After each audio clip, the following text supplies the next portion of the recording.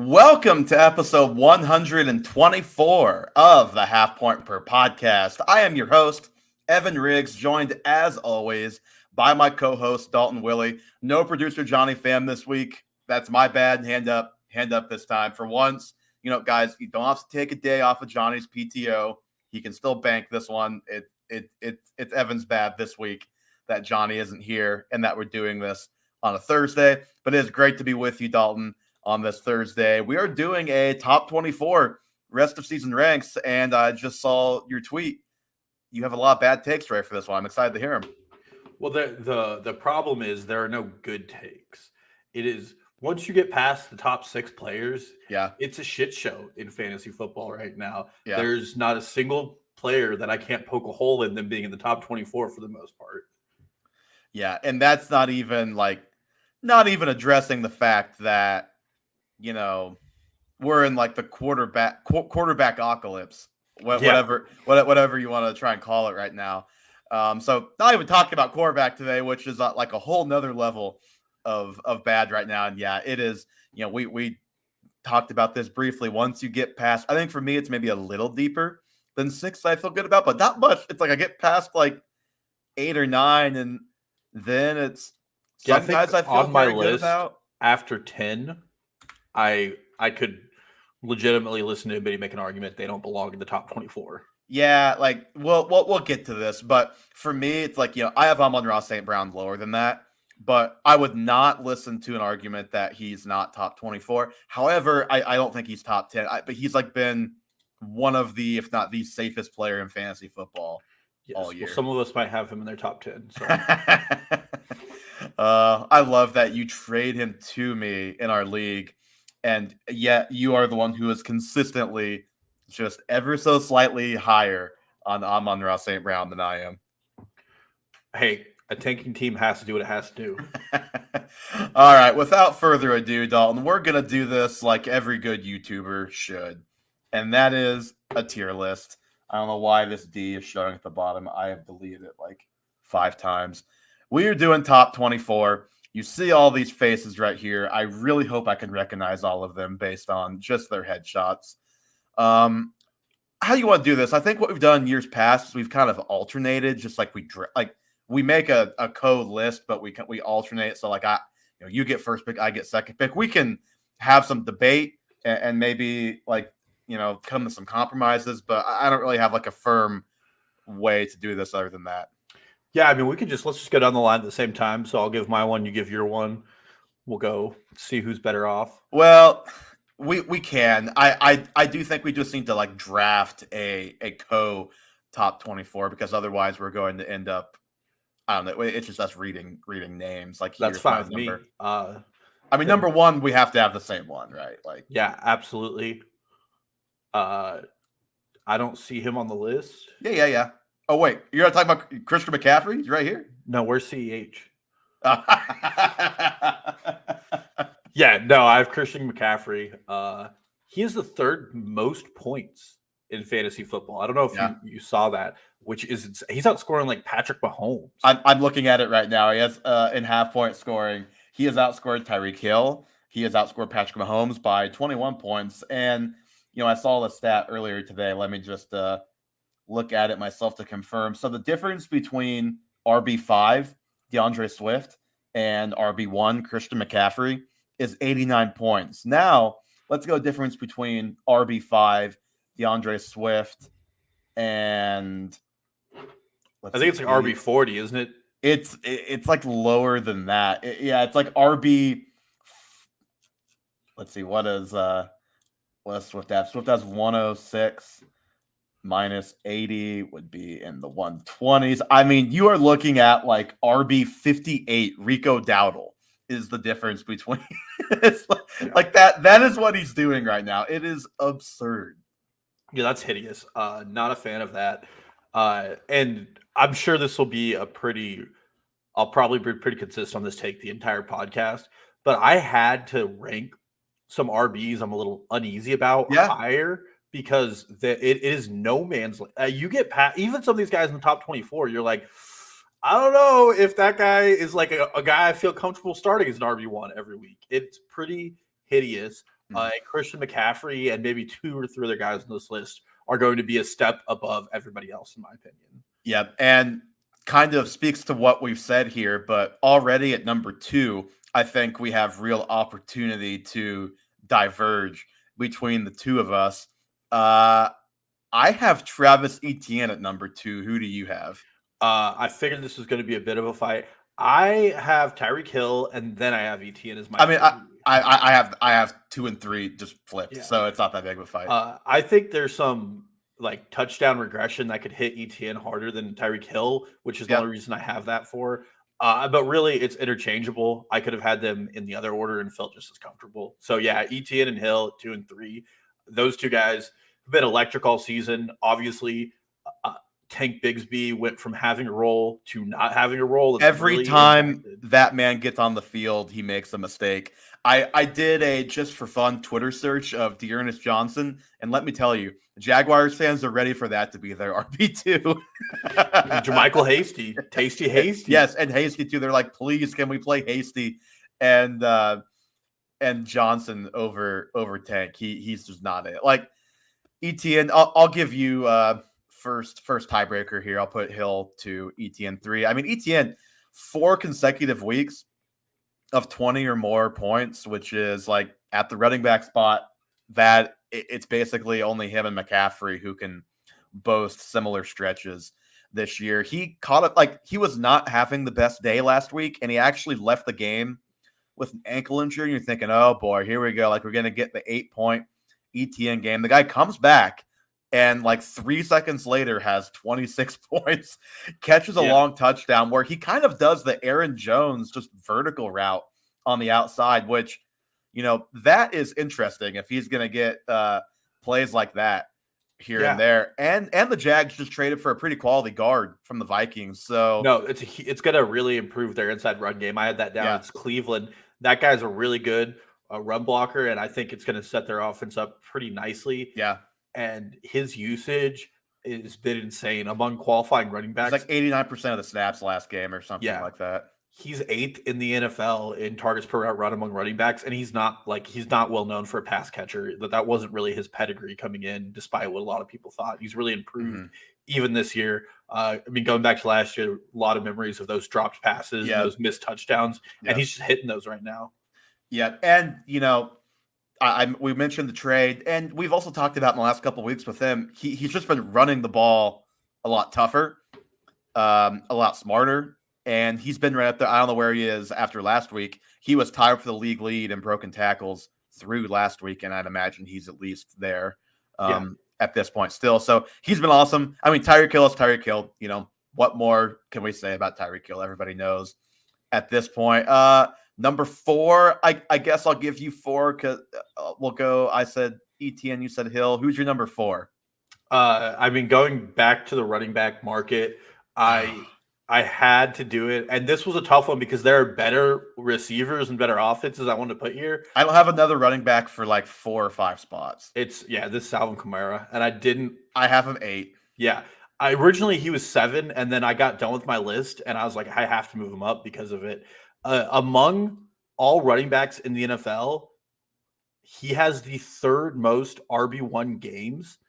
The only people with more RB1 games than him are CMC and Etienne, who we have ranked above him. Mm-hmm.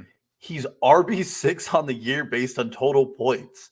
And he already has more RB1 games than he has all season and is on pace to set the single season receiving record for running backs in spite of missing 4 games. 4 games. Whatever it was.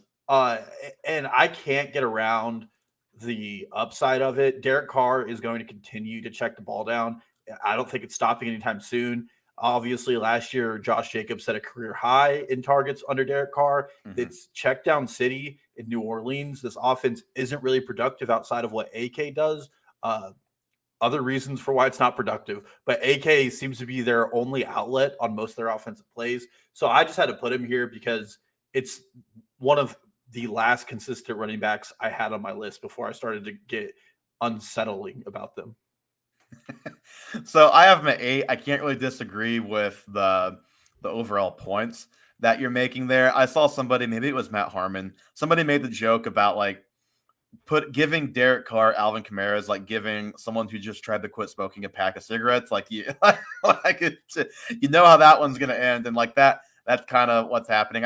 You mentioned on pace to break the record for running back receptions. I think he has like 7 more receptions than any running back in the NFL right now. And again, he missed multiple games. I can't 3 or 4 games, whatever it was.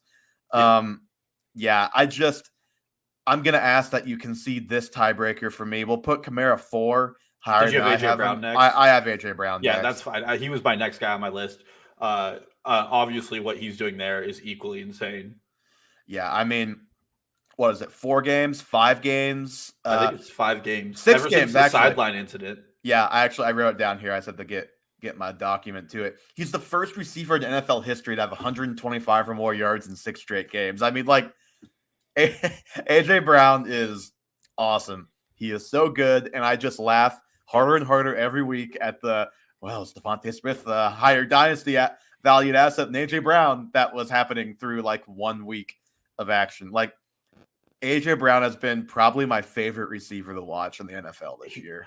A couple of weeks ago, one night on a Saturday night, as guys being dudes do, I was just watching Calvin Johnson highlights. I was like, man, I wish we had like a modern day Megatron. AJ Brown is that. He's so close to it. That reminds me, I just saw this TikTok. I hope Dakota listens to our podcast or listens to this one just for this. It was a guy and a girl, and the girl had made the guy watch movies, whatever. So now it was his turn to pick the movie, and the highlight starts playing, and it's the music for the Tavon Austin highlight mix on YouTube. It's like, this is real cinema. So like you said, guys being dudes, just putting on the highlights on Saturday night. That's guys being dudes right there. And yeah, AJ Brown, I mean, he's him. If Tyreek Hill wasn't on pace to break the receiving yards record, AJ Brown would be the guy on pace to break it, who also is still on track to do that. And this Eagles defense is getting worse by the week. Not a lot of teams let Sam Howell put up 4 touchdowns and 300 yards. So they're going to be in some shootouts, and AJ Brown's going to keep doing AJ Brown things.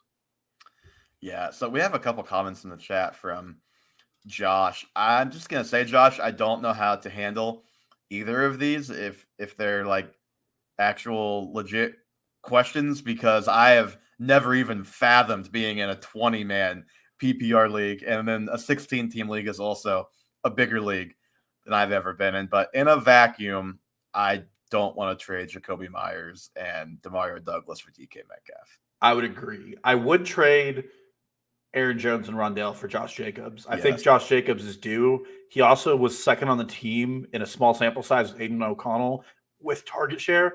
So in a 20-man PPR, those are some points for sure. The vibes are high in Vegas the last day or two. I wonder what could have happened to change that. I don't know. Maybe Josh McDaniels is a terrible person. I don't know. I'm just throwing it out there. We'll find out next time on this episode of Dragon Ball Z. All right. So 1 through 5 here. We've got one more to add to this top row. This is a tough one if we're just doing 1 through 6 on the top row, because there are 2 guys who belong here. It's just gotta be one guy. So let's just both say who we have next up, and we can decide. 3, 2, 1. Travis Kelce. Oh, there are 3 guys then, because I thought you were going to say Jamar Chase. No, I have. So my next 3 go Kelce, Chase, Diggs in that order. My next 3 go Diggs, Chase, Kelce. So the exact opposite. I mean, I'll give Travis Kelce to you, because I think in points per game, even though he missed a game, he's wide receiver 7. Yeah. And he's also outscoring Mark Andrews by like 40 points, despite missing a game again. Continues to be the ultimate cheat code. And the Chiefs offense without Travis Kelce looks like bereft of talent right now. Also, like the Chiefs offense had 1 possession for the first like 20 minutes of the second half the other day and just did nothing in the second half. Yeah. And, he had an okay day. It was like 8 points and half-point scoring, but that also is dragging him down. And even if the offense may struggle occasionally, that will probably be their worst performance of the season. So that's also dragging him down ever so slightly too. Yeah. No, I agree with both those points. So I'm fine putting him where he's at on that and kind of running with it. I can see the argument against it and for it. Okay, so the next two. So I have Chase Diggs in that order. You have Diggs Chase. You sell me on Diggs, and I'll try and sell you on Chase, and we can see.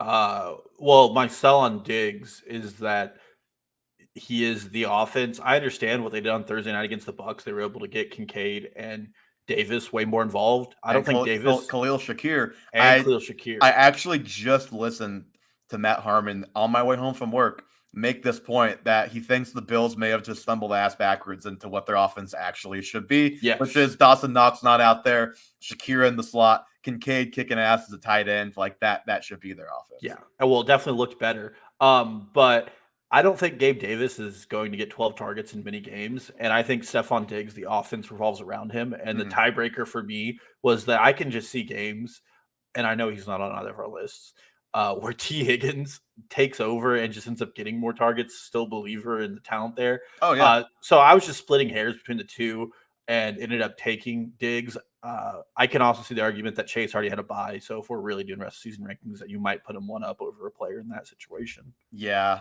So the Bengals are the third most pass-heavy team with a 7.5% dropback rate over expectation this year. I will admit, I don't know where the Bills are in that, so that doesn't necessarily for sure sell Bengals over Bills in that regard. But boy, if Joe Burrow did not look like Joe Burrow the other day, 19 straight completions at one point in that game. I think he finished 28 of 32.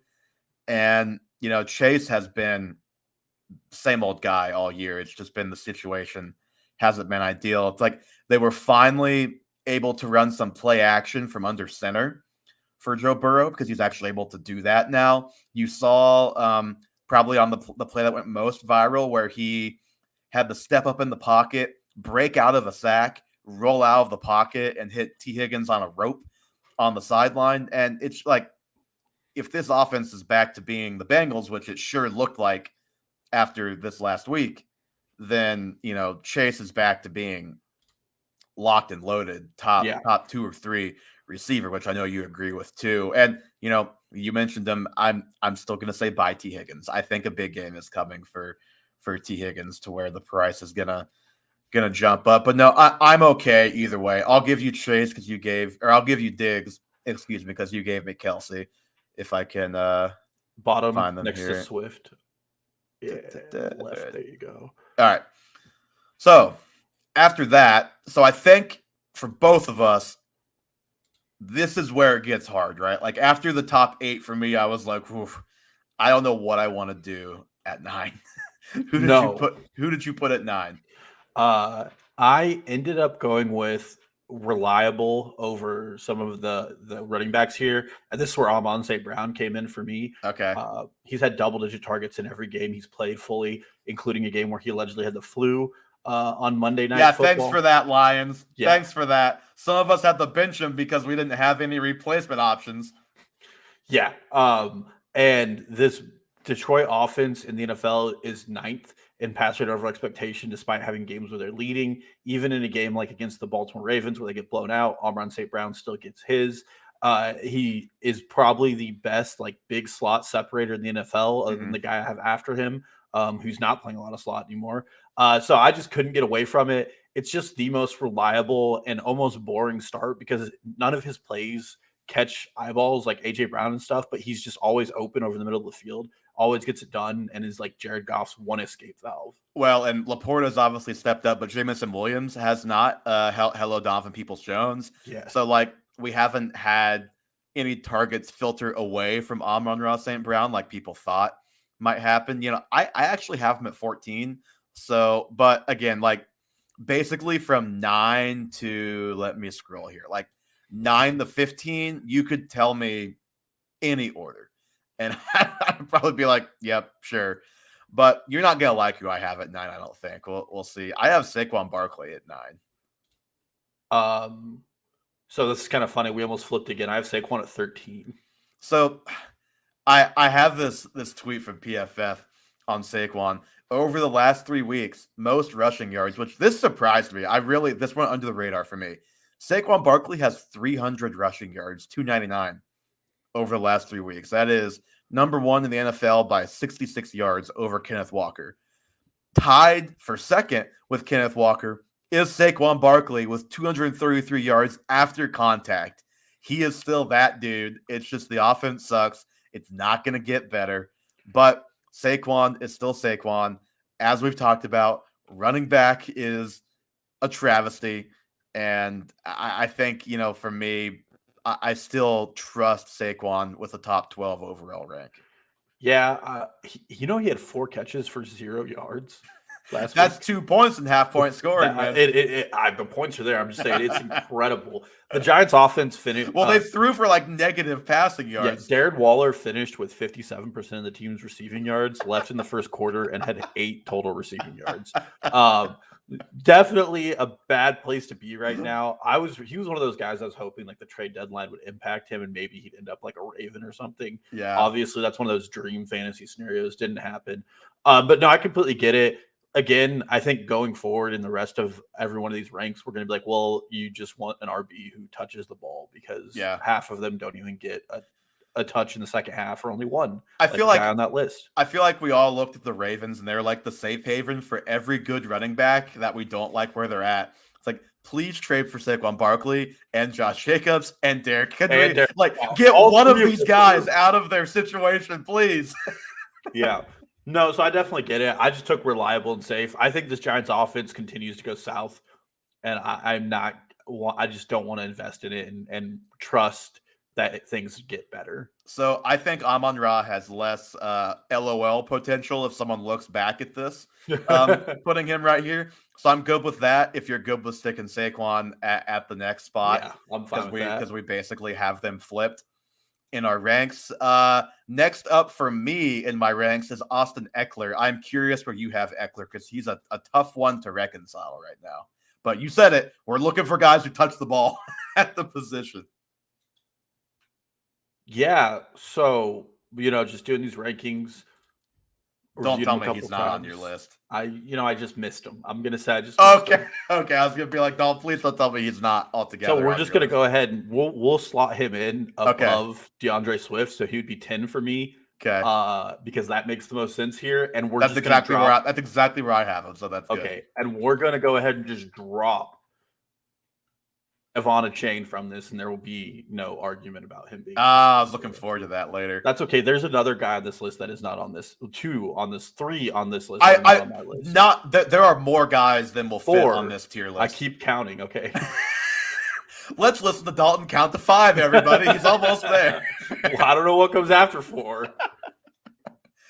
Noah in the chat. Yes, Noah. We did not put Austin Eckler in the top 24. Or no, it was actually me. I didn't, but it was intentional. And yeah, I think wrong. I had him 3 last year. Dalton had him high. I've always been the Eckler skeptic. However, that has flipped this year, but unintentional this time. I will say Eckler is, again, he's a tough one because he didn't look very good the first 2 weeks he had been back.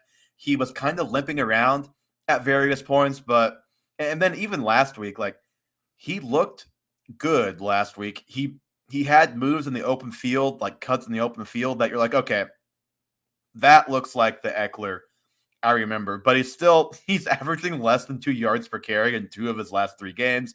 It was 15 carries for 27 yards the other night, but 7 for 94 and 1 through the air. So I don't know. That touchdown catch he had where he took it over the middle and then to the outside was vintage Eckler we've seen over the last 3 years. Yep. Agreed. So I think Eckler is right where he should be at this point. No, but anyway, like I was saying, there are guys on this, there are extras. There are guys that will not make it on here, but I wanted to make sure there were guys, I don't want to have someone who you have ranked that is not on here because it's a little bit of a process to upload these photos to the tier list. I don't want to have to do that on the live pod. Hopefully that does not happen. All right. We just did 10. My 11 is CeeDee Lamb. Who do you have 11? Well, my 10 would be Keenan Allen. Oh, okay. I have Keenan Allen 15, and I put he and Amon-Ra back to back at 14, 15, and basically was these are it's like the same guy, except one's younger than the other, and they're both awesome. They're both consistent, and they are the two guys in the teens where it's like, yep, I wholeheartedly trust them to Yeah, I put do I well put for my CD at team every week. 15. Interesting. But Off of his 35-point week. Yeah, I don't trust Mike McCarthy calling plays is what it comes down to. Like, I don't think he learned anything from that. But with Keenan Allen and Austin Eckler, the back-to-back rankings on this, just looking at their combined target share over the last 3 weeks when they've both been healthy, they're combining for 55% of Justin Herbert's targets, which is really, you want these funnel offenses where the guys can get their work. Yeah, I mean, trend here. Mike Williams being out obviously makes it so there are not any other guys that you trust on a weekly basis. Now, Josh Palmer's had some nice moments. He's also banged up. Quentin Johnston might be out this week. Yeah, Quentin Johnston, if you throw him the ball at the line of scrimmage on a drag route wide open, he can make guys miss and gain yards. Can he get open down the field? Not really, at least not yet. Yeah. So I'm just trusting Keenan Allen. This defense that Brandon Staley is coaching on a 3rd and 10 against the Chiefs, put all of their linebackers 10 yards back. Like, they're going to give up points. They're bad. That was like one of the funniest plays I've ever seen. It's terrible. I don't know what they're doing with the spine of their defense. But yeah, all in all, I have Keenan Allen highly because I think he has some 15 catch games coming. Okay, so who do you have at 12? If we have the same guy 12, I think we should put that guy ahead of both of the two guys we just talked about. Well, 12 I'm eating crow on. Is it DeAndre Swift? It is DeAndre Swift. I have him 12, so let's put Swift at 12, and then we'll lead off the next tier with both of those guys. Yeah, I mean, we just talked about last week, so we don't have to say much. Yeah. But he's in the perfect role for both a running back outside of not as many goal-to-go touches as you would like, close to perfect role for a running back, and then perfect role for him because he has the quarterback who gives him the numbers advantage every time he gets a carry, and he doesn't have to read the defense so much as just be a freak athlete and make guys miss and gain yards behind a good offensive line. And he is very physically gifted. He always has been. And he's been healthy all year. Yeah. Not from ESPN Stats and Info, I pulled this. Out of 53 qualifying running backs, he has the 3rd lowest stacked box percentage among any running back. He's getting those lanes, like you said. They're pulling guys off. Obviously, they have to cover 2 incredible wide receivers and then Dallas Goedert in his own right. And he's getting catches. He's on pace to set a career high in catches and targets, mostly because he's healthy. But he's also on pace to lead running backs among catches and be in the top 15. So all the good fantasy usage is there. They're going to be spike weeks like any running back. But yeah, I think he deserves top 12 consideration. Mm-hmm. Agreed wholeheartedly there. I think he's already topped his preseason Vegas rushing prop. I bet. Well, the first game he was active. Yeah, it was about a fifth of that, which you took the over on that. So it's a good thing for you that even though you were low on him, you still took the over. So you're winning that. Which, by the way, some of the prop bets are not going as well so far this year. The NFL is not going as well. We've already lost 2 or 3 guys that we needed to go over just because they've already J.K. Dobbins, his prop was gone 30 minutes into the season. Anthony Richardson, his prop's gone. That was another one too. So we've had bad obviously that happens every year, but tough to have 2 guys in the first month where it's they're just done for the year, and they were on the prop show and we were all pretty much on the over. Okay, so 12 for Swift. I will give you Keenan Allen at 13. We can go Lamb at 14. And yeah, I mean, you said it. The Mike McCarthy of it all is the question. But even though the start has been a little bit uneven, he's such a good player. And honestly, if I trusted the coach more, I would be putting him higher on this list. I think me too. He definitely should be where Amon-Ra St. Brown is. Yes, and he can also play on the outside. He's been pigeonholed into the slot in this offense because they have Gallup and Cooks on the outside. Mm-hmm. But when he gets his touches out there, he's incredibly effective. I haven't looked up his reception perception, but I already know his outside versus man and zone is incredibly just as well as he does on the inside. The problem is, first of all, Dak Prescott has Dak Prescott moments where he just, for an entire game, you're like, this guy's a starting quarterback. And then the next week he does what he did against the Rams and goes off. But yeah, CeeDee Lamb's great player. I have no problem ranking him up in the top 16. Mm-hmm. Okay. My mouse is not working. This is going to be a fun couple of minutes, but let's talk about who we both have next, Dalton. I have Bijan Robinson and feel a little bit gross about it, but also like he's still RB13 and he had a game where he had 0.3 points because he had a headache. Yeah, among eligible players on my list right now, he would be the second choice. I have Brees Hall above him. I do have Brees Hall. I have Brees Hall 13. I skipped Okay. past Keenan Allen look, so I do have Brees next. So we both have Brees next. I think it's obvious, even with the offensive struggles of the Jets, he's arrived.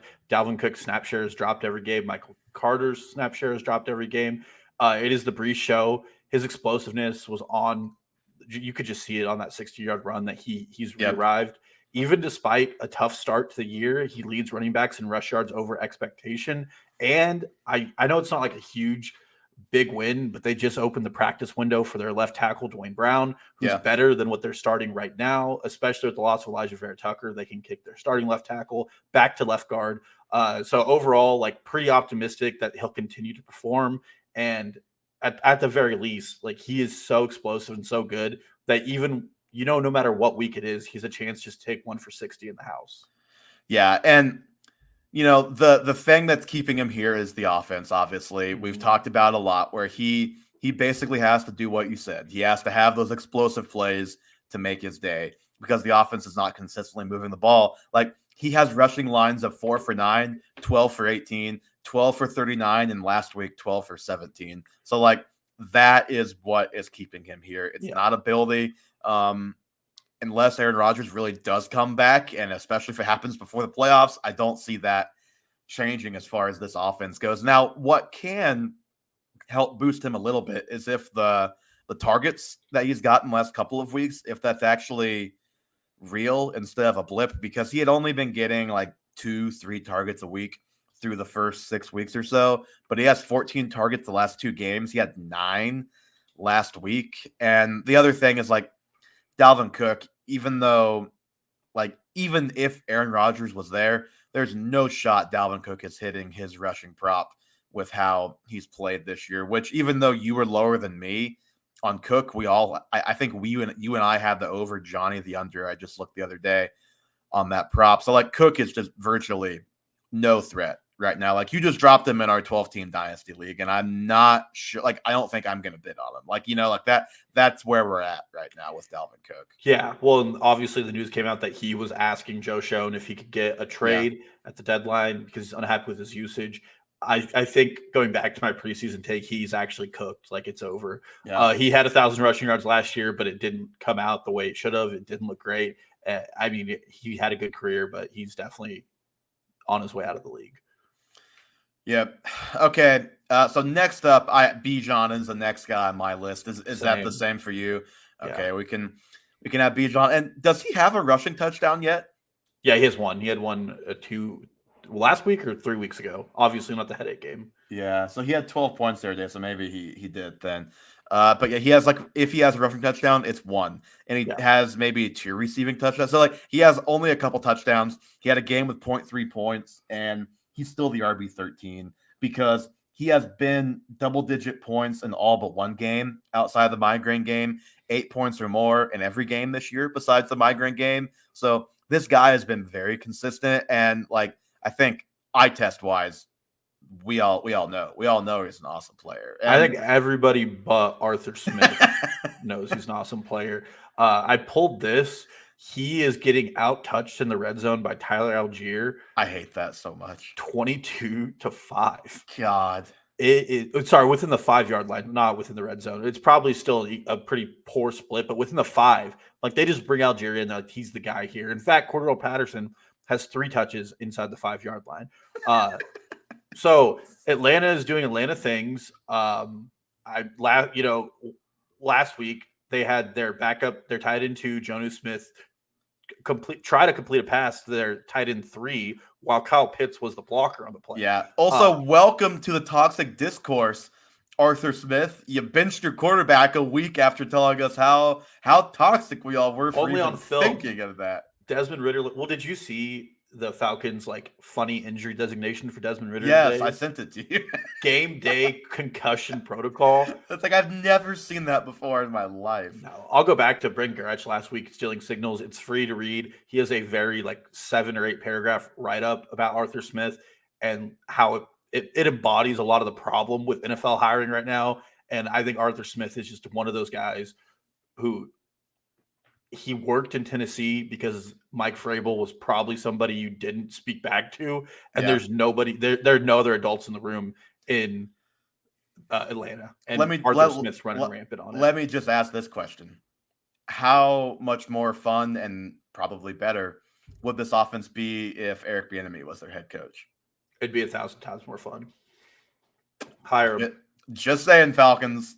Just saying. All right, 17. I have Cooper Kupp. It's been, I think, about what we thought. Dalton, which is a little uneven, a little more uneven than we're used to with Kupp because of Puka Nacua, because of his presence. But I still think Kupp has got to be considered in the top 24. Oh, I got wild here, and you're missing the guy I got wild here with. Oh, there's someone on that's not on here. God damn it. Yeah. Who is it? It's Justin Jefferson.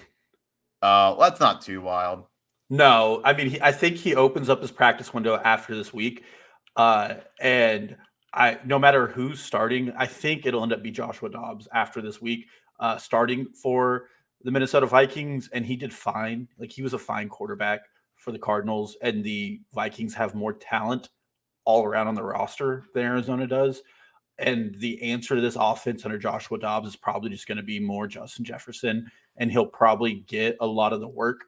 So I ended up putting him here, and then I had Kupp at 18. So I'm splitting hairs a little bit, but I took Jefferson here because there are going to be weeks where he still wins you games, and he talent-wise, we know what he is. So I'm sorry I missed Justin Jefferson on this list, but yeah, okay. I had JJ. I think it's I think it's okay. I think Yep, he's there. We got him. All right. So let's go with Kupp because I don't even have JJ on my list. Yeah. So we'll go Kupp, and then I'll give you JJ. That's fine because like if he does come back, then he like relatively soon, even with the quarterback situation, like Dobbs will be good enough to where JJ will be like maybe not wide receiver 2, but maybe wide receiver 6, like 5. Like it's just a matter of when he comes back, really. Yeah. All Dobbs has to do is throw it to the open guy. And I know players like Jimmy Garoppolo struggle with that, but I think he can get it done. Kupp was my next. I'm a little concerned about the UCL injury for Matt Stafford. And this offense goes downhill so fast when Matt Stafford's hurt. We saw it last year with that elbow injury before he went on IR. It was abysmal. I just kind of think that if they're saying IR is not an option, so I don't think he's going to be out for long if he does miss this week.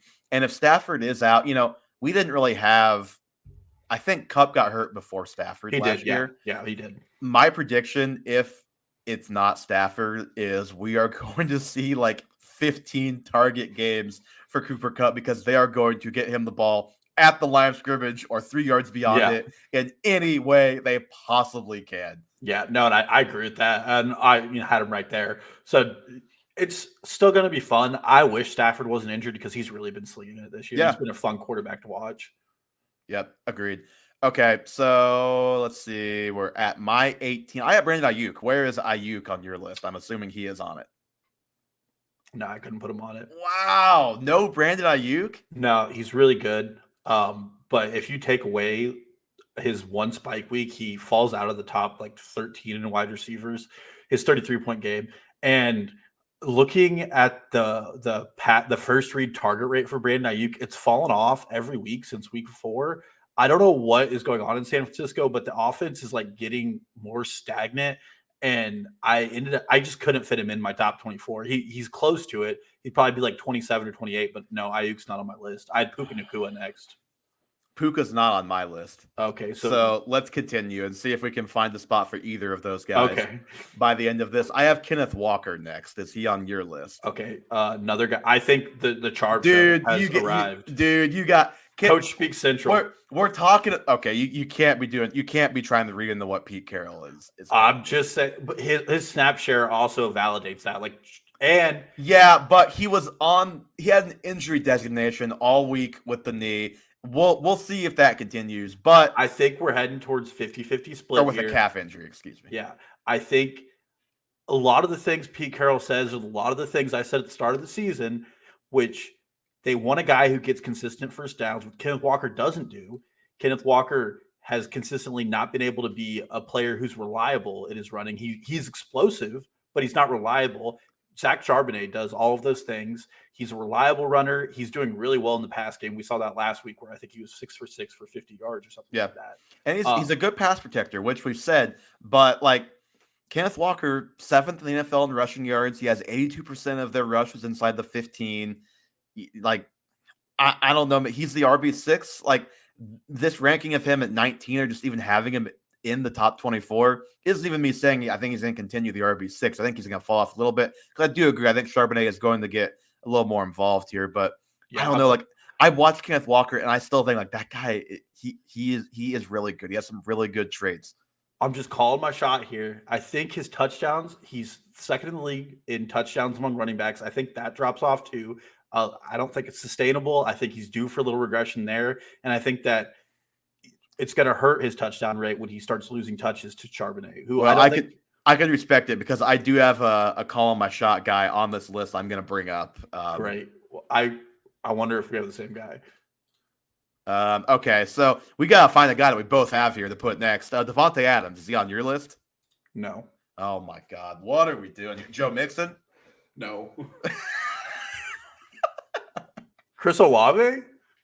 I have Olave 24th. I have Olave at 19. Okay, he was my call your shot guy, but you have him higher than me. I thought I was going to get yelled at for having Olave 24 because I just like I'm seeing stuff like people are putting him closer to wide receiver 24 right now instead of 24 overall. Yeah, I do have concerns that there's this weird Pete Carmichael, Derek Carr love triangle going on where Chris Olave is being excluded from it. I think I have to go Olave next because we can't find anybody else in common. Go ahead. Yeah. But among all players in the NFL with 1 touchdown or less, Chris Olave has the most targets at 77. Next is Zay Flowers at 60. So he's a 17 full targets difference. And how is my dynasty team 6-2 with both of these? And Amon St. Brown's up there. Yeah, that's true. I just like Twitter search Chris Olave open and then watch a compilation of it. He's going to hit some. Eventually, Derek Carr is going to hit some of these. And of course, he had the chance last week on the double hit him move, in the helmet. And it hit him in the helmet. I don't know if the timing was off or if Olave just was supposed to get his head around sooner and didn't, or what happened there. But that should have been a 40-yard touchdown. Like, I agree with you. It's going to come. He is like, I think Ian Hartitz is starting to call him our air yards king. He is to the point where he's getting memed for how great the air yards are compared to. He is like leading the NFL in the air yards by a mile. It is pretty crazy what is going on with him right now, and it's not like he's been bad he himself this year. Now he's had a couple moments where it's like, okay, that wasn't great, but like he's made great catches up the sideline. He's getting open constantly. Yeah. So I had to put him on here. I don't like that offense at all, but man, it just has to hit for him. He's too good for it not to hit. Like, I think him and CeeDee Lamb are in a similar tier, and the only difference is like Dak Prescott's a better quarterback and like can sometimes get the ball to his better player. Yeah, and I think CeeDee Lamb is still better than Chris Olave. I don't know on that one. I'd be close. It's close, but I still would say Lamb is the better player. Okay, I only have 2 guys left on my top 24, so I hope one of these 2 is on there for you. Isaiah Pacheco, he cracked the list for you? Yeah, I have him at 22. I figured I had him at 22 exactly as well. So we've talked about Pacheco a lot, including just last week. So not much else to say on him, really. He's getting the opportunities you want. It's nothing crazy and unsustainable. He is the running back 8 right now, and, you know, he himself is consistent. It's the opportunity that is up and down because, you know, it's just kind of the Andy Reid story where some weeks he just forgets he can run the ball. Some weeks he remembers and Pacheco has good games. Like, Pacheco's only really had 1 spike week to get him here. So I think what he's doing is perfectly sustainable, and he will probably keep this up the rest of the way. No, I agree with that. I think the red zone usage will go up. I mean, among running backs in the NFL right now, he's top 20 in receptions. And if you had told people that at the start of the season, his draft capital as a 5th-round pick would have probably went up to the 3rd round. Yeah. He's run effectively. He's run inconsistently. And sometimes he is frustrating to run because he like jukes nothing out. But he is on. I don't think he's juking. I just think that's how he moves. Yeah, whatever. I would hate to be in line behind that guy. But it's all there. CH is also out this week. Didn't even travel to Germany, so we could see a little more touches for Pacheco this week. But big fan. I can see some touchdown games coming his way too. So it's all there in my opinion. Yep. Okay. The last guy on my top 24 that I haven't already named is Derrick Henry. Is he on yours? No, this is a fun debate because I have Josh Jacobs next. Really? See, I left Jacobs off of mine. It's shocking. In game, so I pulled this split up because I had Derrick Henry listed for a while, and then reading on him, I didn't like it. In games where the Titans are leading, Derrick Henry is 6th in points per game among running backs. In games where the Titans are down by a score or more, Derrick Henry is 72nd. And I don't want to draft a guy in my top 24 who I'm gambling on how the game script's going to work. I hear you, but this is just the Derrick Henry story. Always. It is. But I had this stat earlier for a reason. When Aiden O'Connell plays, Josh Jacobs is 22% target share on the team. He suddenly starts getting peppered at the line of scrimmage. He gets a little of those PPR points that we're not getting. And Titans. Can I give you, you mentioned O'Connell. That's why I kind of think that Davante Adams is going to benefit from him too, because Aiden O'Connell is more willing to push the ball down the field than Jimmy G is. And like, he looked okay in preseason. Now he took 1 million sacks against the Chargers in that game that he played. But like, Davante Adams legitimately could have had a 60 and a 98-yard touchdown with a quarterback who could throw the ball worth anything. No, and I wouldn't bet against that. I like Davante Adams. I just trust the ability of Jacobs and that he's going to get guaranteed touches in the run game. And then he's going to get receiving work because no one else on that team does. And my only other concern with Derrick Henry, at some point, the Titans are going to look at their roster and realize we have to tear it down. Let's just passed the trade deadline, though. Let's see what this kid Tajay Spears has.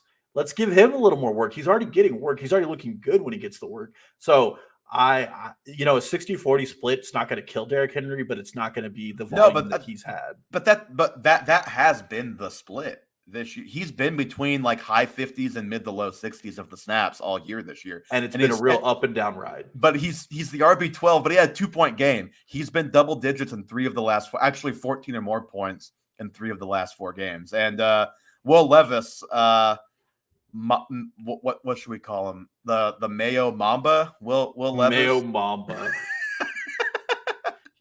Like, kind of looked okay the other day. Now, I think that's going to change as we go on because he was not forced to do any of the things that were question marks for him coming out of if you can't tell by my Titans talk, I don't think Will Levis is that guy. We'll see.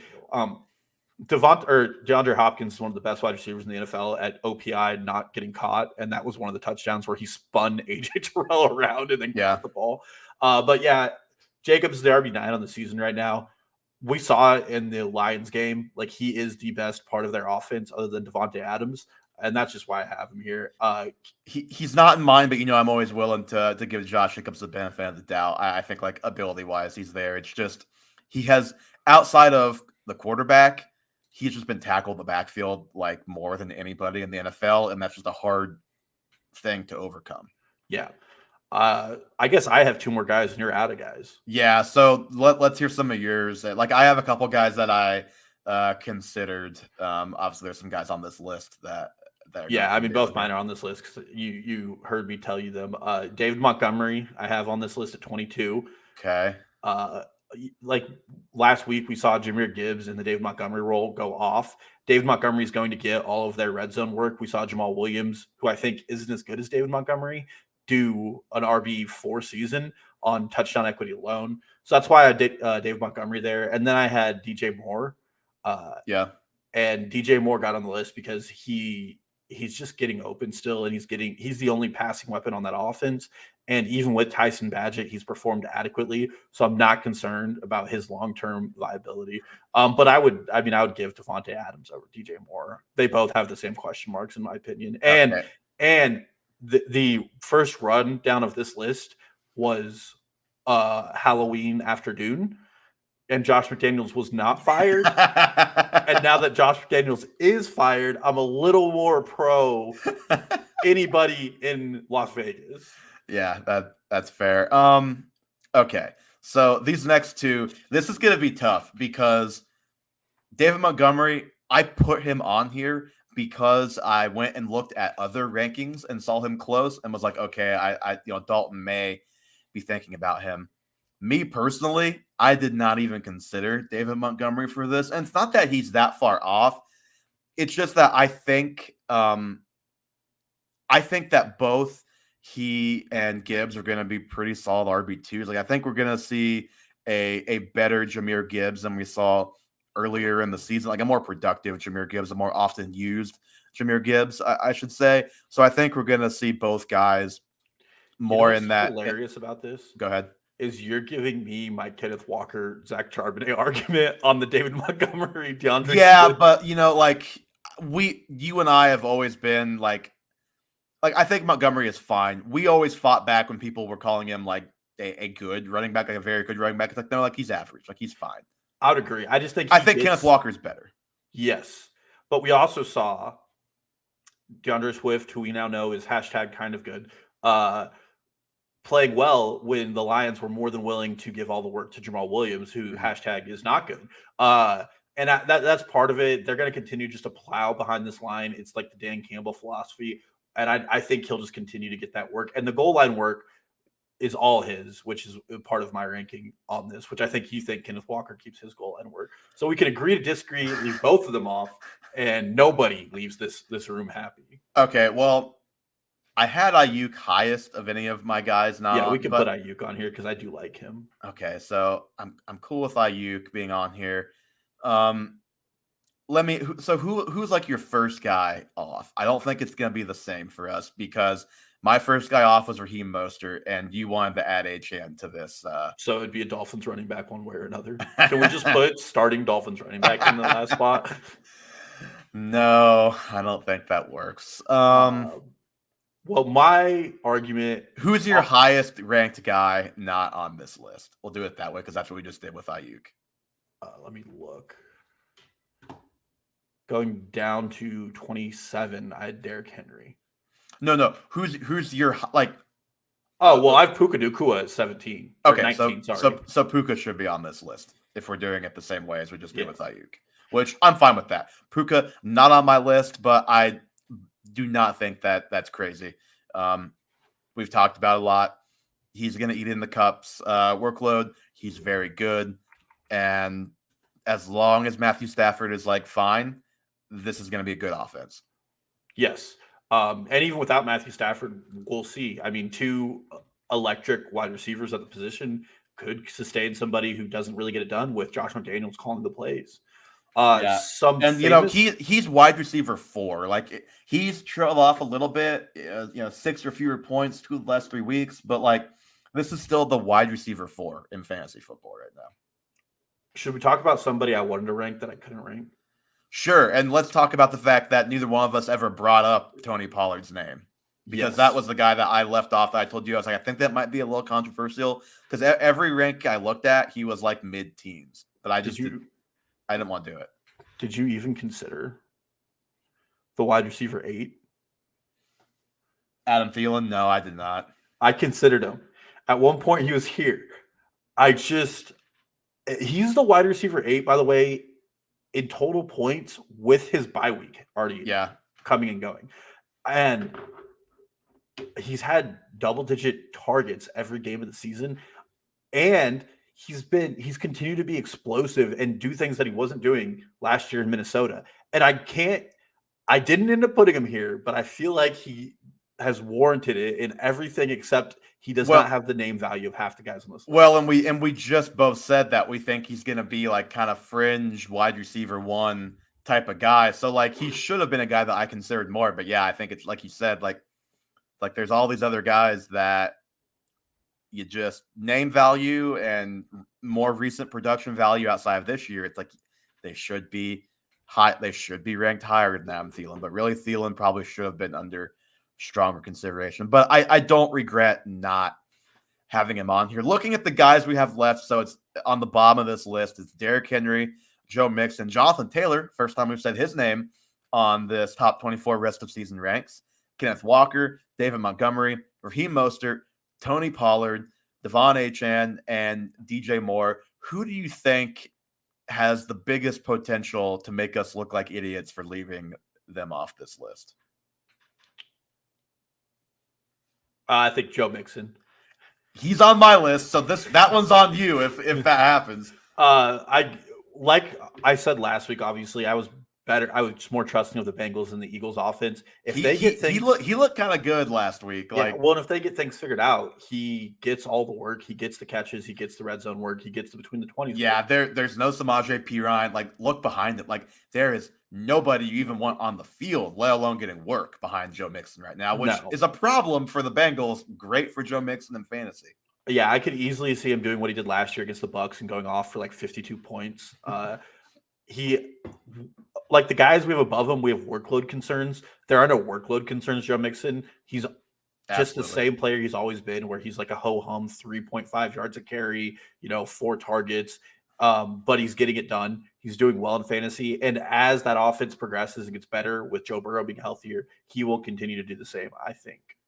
Can we talk about leaving Tony Pollard off of this list for a minute? You had a fun Tony Pollard stat, fun being a sarcastic word, that you told me before the podcast. Yeah. I don't have the tweet in front of me anymore. But go ahead. Over the last 3 weeks, Tony Pollard is the RB33 and the RB34 is Mr. Washed Ezekiel Elliott. And this is points per game, right? Yes, this is points per game. So it's not like don't think like, oh, they're not counting as bye week. No. Yeah. This is points per game. No, they are. And objectively, we went and looked at this. We had a lot of back and forth on this. Tony Pollard has been like a not good NFL running back. Yeah. His rush yards over expectation is 34th in the league. Last year, he was second in the league. I couldn't find it because Next Gen Stats doesn't give it to you. But last year, Tony Pollard had a top 20 rush in speed. He doesn't have any in the top 20 so far this year.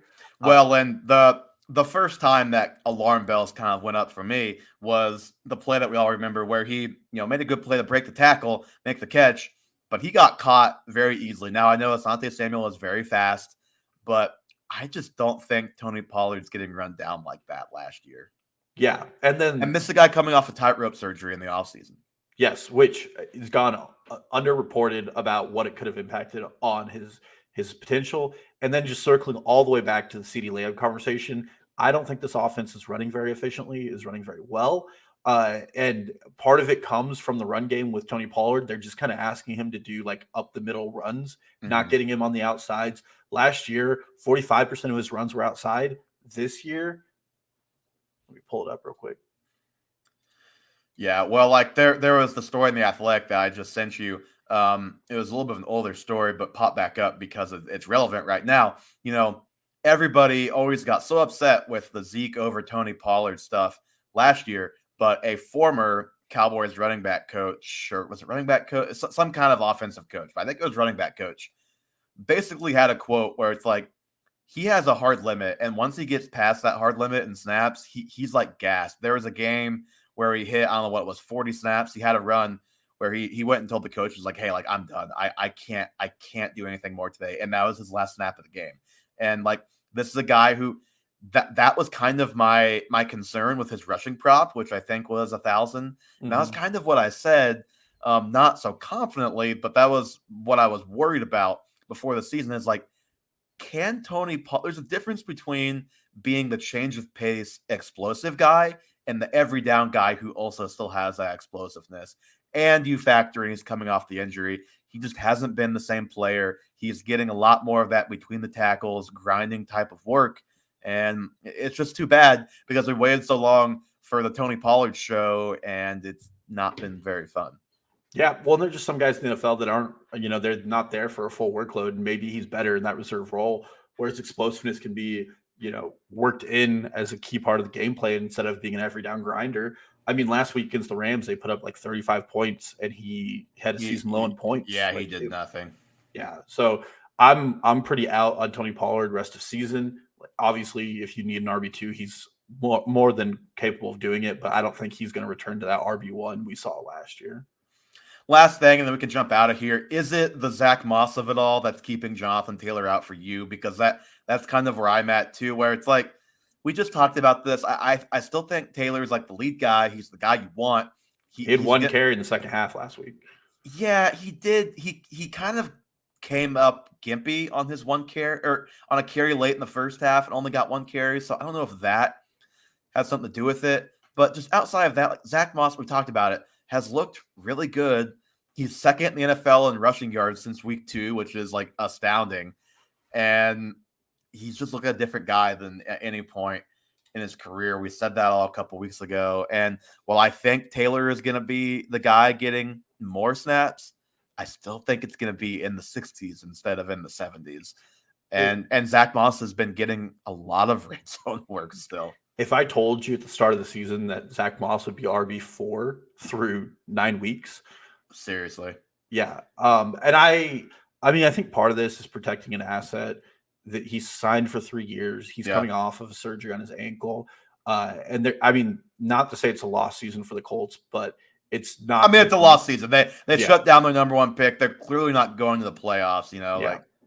And I mean, why not see what you have in Zach Moss and potentially re-sign him on a good team-friendly deal? The last thing I'll say about this is I still think there's hope for both of them. Yep. The Colts run the most plays in the NFL by a pretty large margin. They play really fast. Yep. So even if like the split is like 60-40 and it's Zach Moss getting the 60, that 40% is sometimes more touches than a lot of other backs are going to get in the NFL because of how many plays the Eagles or the Colts are putting out there on the field. Yeah, well, and he's getting a lot of red zone touches too. I think he's out-touched Jonathan Taylor in the red zone, even just if you look at the last couple of weeks when the snaps have leaned more towards JT, the red zone stuff. Yeah, still hasn't quite to that extent, which is at least interesting.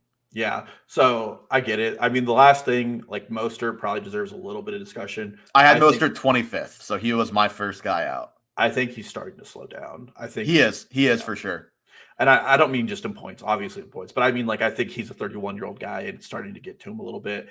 And him and A-Chain back will be probably better.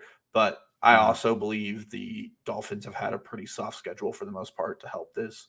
They have. For sure they have. And I talked about that last week, that their playoff schedule, it's not fun. So that will impact both of those guys, I think, too. But obviously the offense is good too. So they'll still put up solid numbers. All right, Dalton, that is going to do it for episode 124 of the Half Point Per podcast. Before I finish up this intro, do you have anything on our Dynasty League that you want to talk about after we outro this out here? Excuse me. I don't think I do. I was going to pull up league ratings and just look around at different league ratings and see where people were at. But okay, well, we'll do that real quick after this then to give the Dynasty League a little something. But follow the pod on Twitter, Instagram, and TikTok at Half Point Per Pod. Most importantly, subscribe on the YouTube Half Point Per Podcast. Link to all those things in the show notes. We'll answer any questions as they come, even about your 20-team PPR scoring leagues. Listen to us on Spotify, Apple Podcasts, leave us a review, all that stuff. Thank you guys so much for listening. And Dalton, on to SFFL. You said you're going to pull up. I don't have any on me, otherwise I would. I'd have to import it. But I mean, I can do it right now. It'll take me. We could talk about an underreported SFFL subject that I think has flown under the radar. Let's hear it. Friend of ours took over producer Johnny Pham team in the Dynasty League. Yes, I do. I was hoping you were going to go with Juan here. Los Pajaracaros.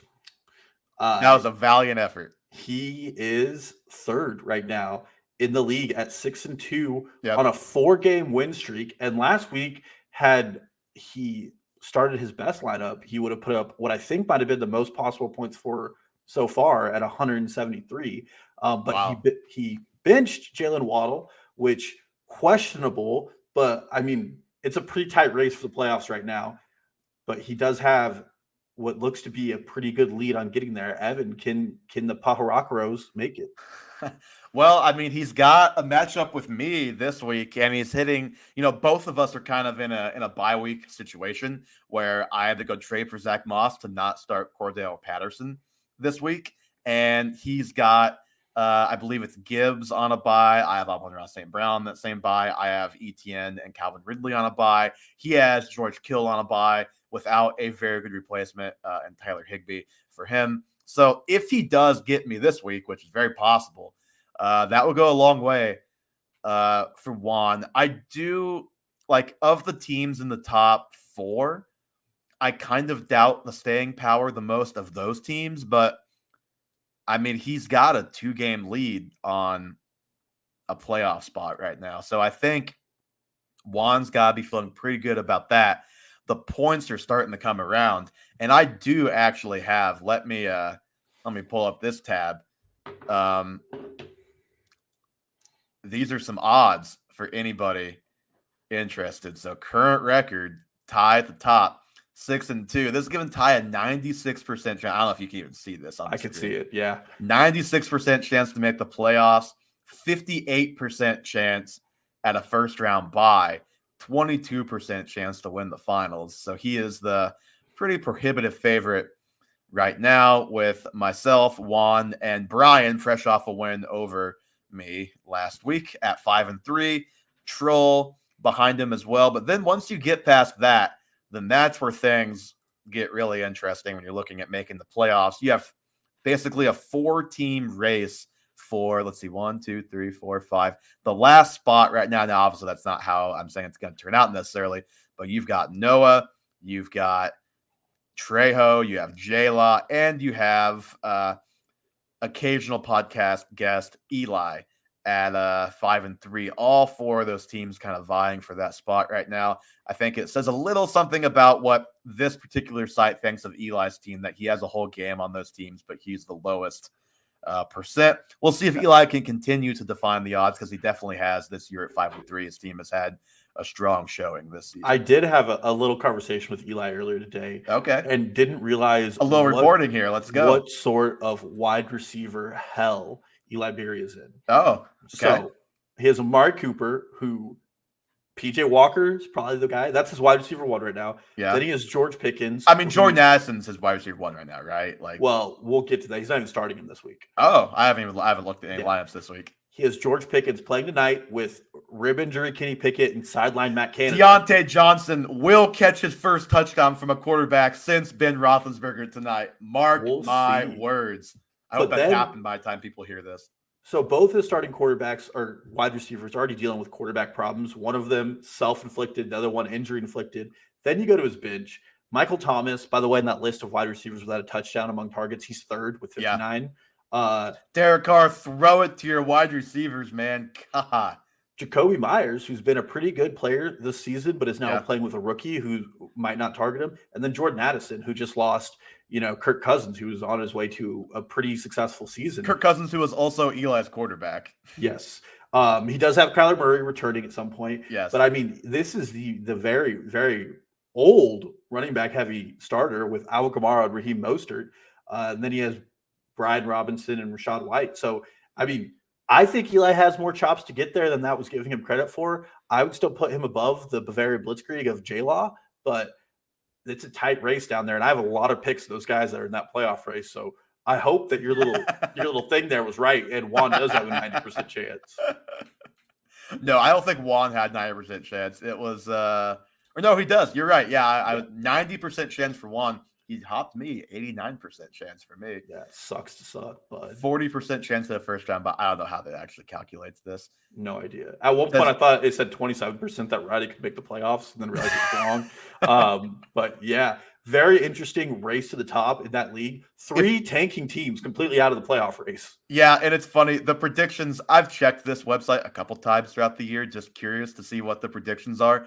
I feel like the predictions for the bad teams, it just kind of goes, okay, they can't possibly not win at all, right? Like you're still projected for 2 wins, which is just one more win for you. Brad is projected for 3 wins. I don't see any way Brad is winning 2 more games this year. No, he has 2 wins. He beat me. Oh my God, he does. So he might get there. And then Rowdy at 2 wins, who has yet to win a game. But does have Mahomes and CeeDee Lamb. That is true. But yeah, it's been a little kind. Like, I think your projected record before the season was 3-11. And it's like, I don't think Dalton's I'm just saying, week 1, I am Anthony Richardson not falling at the 1 yard line from winning against the Bavarian Blitzkrieg, who are a playoff fighting team.